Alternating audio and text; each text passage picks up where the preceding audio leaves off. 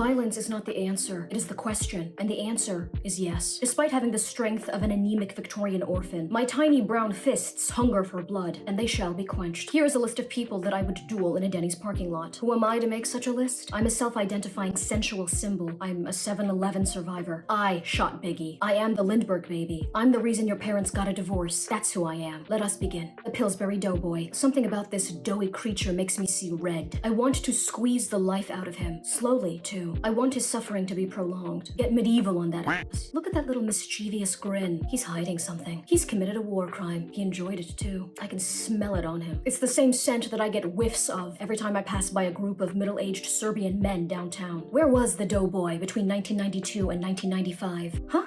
That's right. Bosnia. I'll see you at The Hague, you sick f***.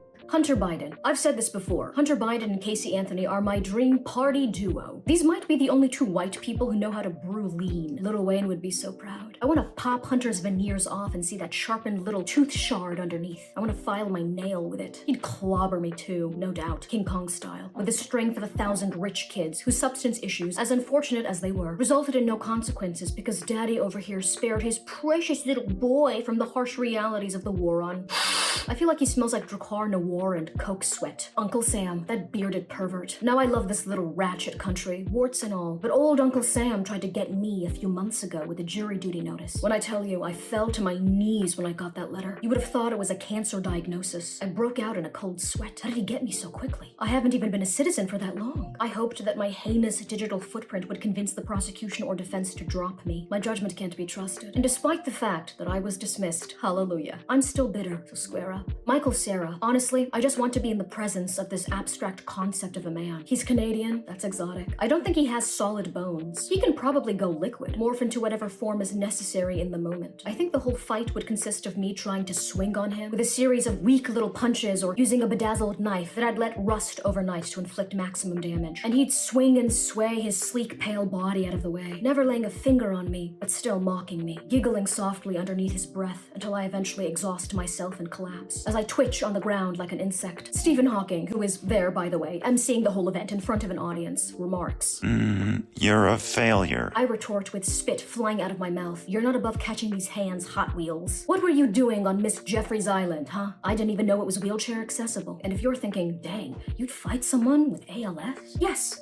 I see the disabled as my equals. If you're not squaring up with people in wheelchairs, you're actually the ableist. And that is what I will be telling the judge. The Utz potato chip girl. Now I respect her, woman to woman, girl to woman. How old is she? She's an eldritch god. If you needed to get rid of a body, she'd be the one to call. She'd show up in a hazmat suit with industrial bleach and a bucket of acid, saying, we only have a few hours. And you'd think to yourself, you've done this before. Much like Miss Doughboy, she knows something. She's harboring state secrets. She might look meek and unassuming, but I bet you money she's highly trained and deadly with any sharp object. It'll be a Kill Bill style duel, swords and all. The cast of Paw Patrol. This show is like crack to children. It's conspicuously popular. It's some MK Ultra shit. They are broadcasting specific mind-altering waves from that show. They're creating sleeper agents, and 40 years from now, a CIA operative is going to blow a whistle during a presidential debate, and hundreds of people will charge at the stage and rip one of the candidates apart limb from limb. Speaking of media that is addictive to children, Olaf, you will never catch me subjecting my children to the Disney plague that is Frozen. Yes, this is a safe space for people who have been victimized by that film. The song Let It Go haunts me. A chorus of hyperactive children sing it as you descend into hell.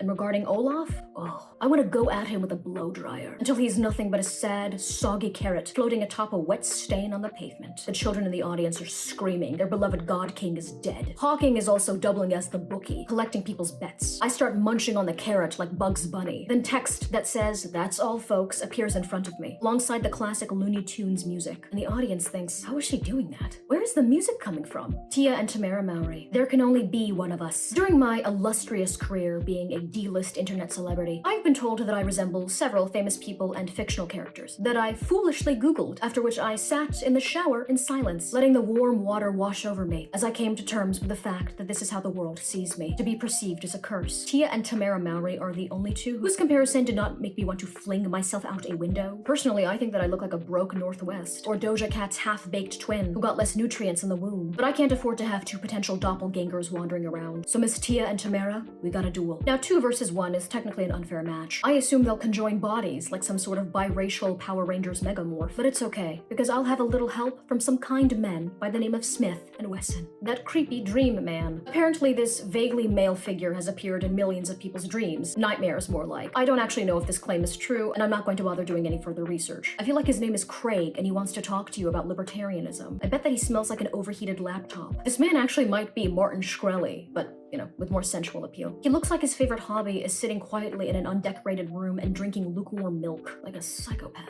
There's still probably fan fiction written about this man, by me. I want to erase him slowly. Watch as he comes to terms with the fact that he will be sent back to the ether of the dream world. Quinton Tarantino. A Denny's parking lot is where he respawns every morning anyway. I will walk up to him barefooted, crusty soles. Looks like I've been walking in somebody's ashes. Toenails are curled in directions that shouldn't even be possible. With my little toesy woesies out, he'll be distracted. That's when I pin him down and force him to admit that he wrote that kitchen scene in Pulp Fiction just so that he could say the N-word with a crisp ER. That's a Django Unchained ER. That ER did a full dismount off his tongue and stuck the landing. Admit it, you just wanted to say it in front of Samuel L. Jackson, knowing that he couldn't just pistol whip you because you were signing his check. That's a hostage situation. Until eventually Quinton spits out, "Fine, it's true. Now please let me take Polaroids of your feet. I need to pin them up on my dream board. Fat chance." The people who created the Zeus Network, now for all of the non-black people watching, or the black people who have fortunately been spared from knowing what this is, these are online platforms that were allegedly created in order to cater to a black audience that hosts some of the most ratchet, conspicuously toxic content that I've ever seen. My brothers and sisters, this is some COINTELPRO nonsense. I'm getting very conspiratorial. I might as well be sipping Henny talking up my ass in a barbershop. Our people survived cargo ships, but they will not survive Jocelyn's cabaret. Monsters and Men. I will always mistakenly call this band of mice and men a fitting mix-up considering what I want to do to them. I rarely genuinely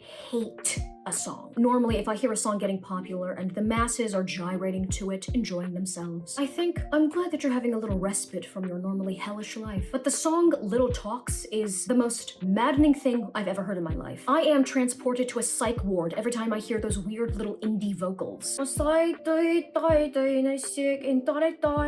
my god, make it stop!